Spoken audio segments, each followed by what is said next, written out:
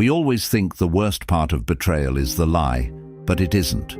The worst part is the sudden, terrifying realization that the person who knew your deepest vulnerabilities used them as a roadmap to destroy you. You are sitting there, staring at a screen or a blank wall, asking the same looping question. How could someone who loved me look me in the eye and rewrite our entire history with a single choice? It feels like a physical tear in the fabric of your reality. You don't just lose them, you lose your trust in your own judgment. You start looking backward, dissecting every smile, every text, every shared laugh, wondering if it was all an elaborate illusion. It's a quiet, suffocating kind of grief, because society tells you to just move on, as if healing is as simple as flipping a switch. But your heart doesn't work in binaries. You are trapped in the wreckage of what you thought was sanctuary. But what if this agonizing fracture isn't the end of your story, but the violent, necessary cracking open of your soul?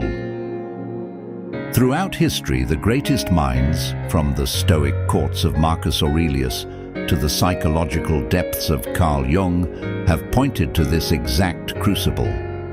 Betrayal is a brutal mirror, but it is also a threshold. Today, we aren't just going to talk about how to survive the pain. We are going to deconstruct it, understand why it broke you so completely, and discover how to use philosophy to finally let go of the ghost that is keeping you hostage. Before we can heal the wound, we have to understand why the blade cut so deep. The pain you feel right now isn't just about what they did. It's about the invisible contract you thought you both signed, and the sudden realization that you were the only one keeping it. To understand why this betrayal broke you, we have to look at what you actually lost. You didn't just lose a person. You lost a version of the future you had already built in your mind. In psychology, we talk about the assumptive world, the unwritten map we create to feel safe. You assumed they would always protect your secrets. You assumed their loyalty was as absolute as yours. This mirrors what the Stoic philosopher Epictetus warned us about centuries ago. He famously wrote, "Men are disturbed not by things, but by the view which they take of them." When someone betrays us, the pain is magnified because we believed we possessed a guarantee. We treated a human being, fickle, flawed, and changing, as an unmovable monument. Think of it like building a beautiful glass house on a shoreline. You spent years polishing the windows and arranging the furniture, believing the tide would never reach it. The betrayal is the tidal wave. The devastation feels absolute, not because the water is inherently evil, but because you built your entire sense of security on shifting sand. You gave another flawed human being the power to validate your existence. The reflective takeaway here is bitter but liberating. The sanctuary was always an illusion. They didn't break your future. They broke your projection of it. By recognizing that you constructed the expectations, you realize that you also hold the power to dismantle them. The most terrifying thing about being betrayed is not what you discover about the other person. It's the dark, unsettling mirror they force you to look into. The one that makes you question your own sanity, your own worth, and the blindness that let them in. When the initial shock wears off, a secondary, more insidious pain settles into your bones. Self-blame. You become an investigator of your own past, obsessively reviewing old conversations and memories. How did I miss the signs? Was I too naive, or was I just not enough to keep them honest? This agonizing phase is what the Swiss psychologist Carl Jung called an encounter with the shadow. Jung believed that we all carry hidden, unacknowledged aspects of ourselves. When we love someone deeply, we often project our own capacity for kindness, loyalty, and honesty onto them. We don't see them as they truly are. We see them as we wish them to be. The betrayal is the violent shattering of that projection. Think of it like walking through an art gallery, admiring a masterpiece, only for the lights to suddenly change, revealing that the painting was a forgery all along. The forgery didn't become fake the moment the light hit it. It was always fake. Your pain comes from the realization that your mind chose to ignore the inconsistencies because the illusion was too beautiful to lose. Jung once remarked, "Everything that irritates us about others can lead us to an understanding of ourselves." The betrayer acted out of their own brokenness, their own shadow. But your healing begins when you look into that mirror and forgive yourself for your blindness. You weren't foolish for trusting them, you were human.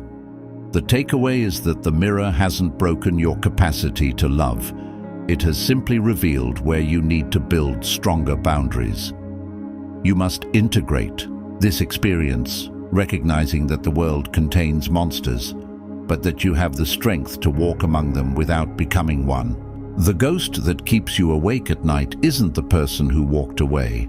It's the phantom of the story you were writing together, a story that was cut short mid-sentence, leaving you holding a pen that no longer has any ink.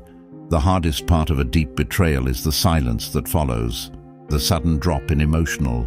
Gravity leaves you gasping for air because the narrative of your life has been violently rewritten without your consent. You had a role, they had a role, and the plot seemed clear. Now you are holding a script where the other main character suddenly turned into a stranger, leaving you stranded on an empty stage. This internal chaos is exactly what the existentialist philosopher Albert Camus described as the absurd.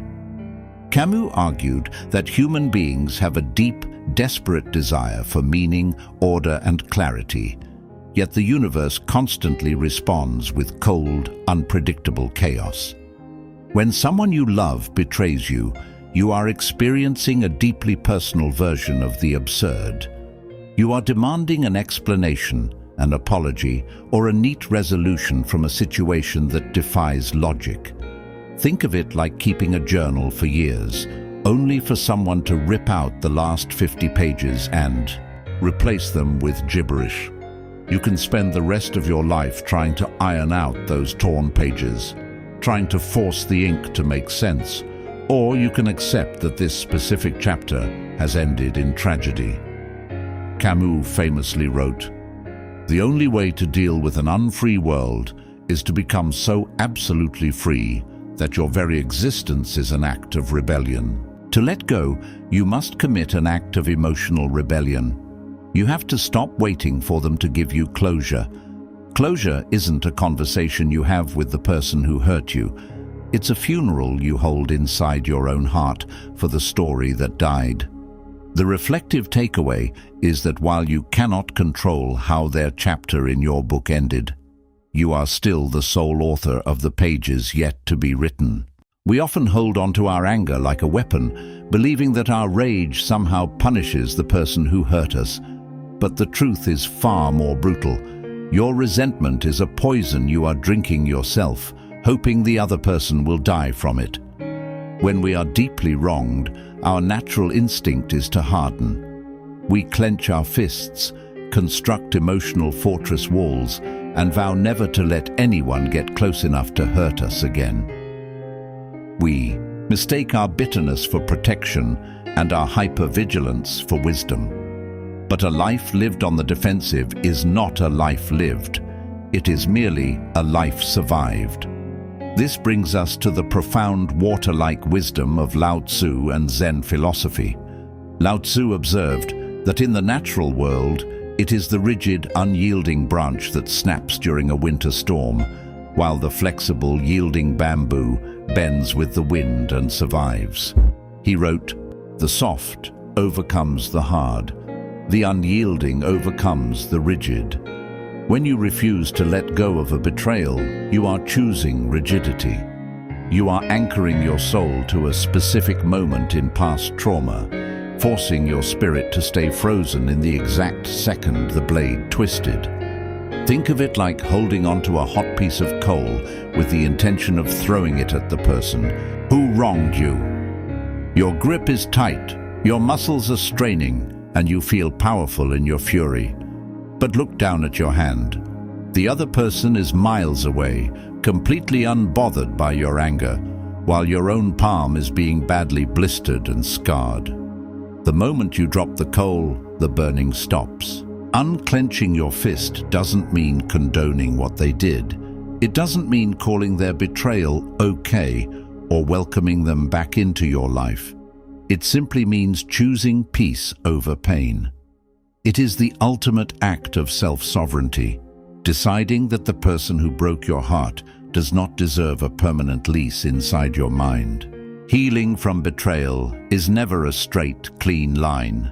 There will be mornings where you feel entirely free and rainy afternoons where a random scent or song drags you right back into the wreckage. When those waves hit, do not despair. It doesn't mean you are failing. It means you are human. The ultimate goal of this philosophical journey isn't to forget what happened. It is to change the way you look at the scar. That scar is no longer a monument to your victimhood. It is proof of your survival. You trusted, you loved, you were broken, and yet, here you are, listening, reflecting, and breathing. You endured the worst another person's character could throw at you, and your capacity for depth has only expanded. As you step away from this video and back into the flow of your life, take a deep breath and consciously let go of the ghost. Forgive yourself for not knowing better. Accept the messy ending of that chapter and choose to step forward into the unwritten future. The world is still vast. Your heart is still capable of incredible resilience, and your story is far from over. If this philosophy resonated with you today, or if you are currently sitting in the quiet wreckage of a broken trust, leave a comment below with just one thing you are choosing to let go of today. Your words might be the exact lifeline someone else needs to read. Don't forget to like, subscribe, and share this with a friend who needs to hear a wise voice right now. Until next time, stay reflective, stay resilient, and keep moving forward.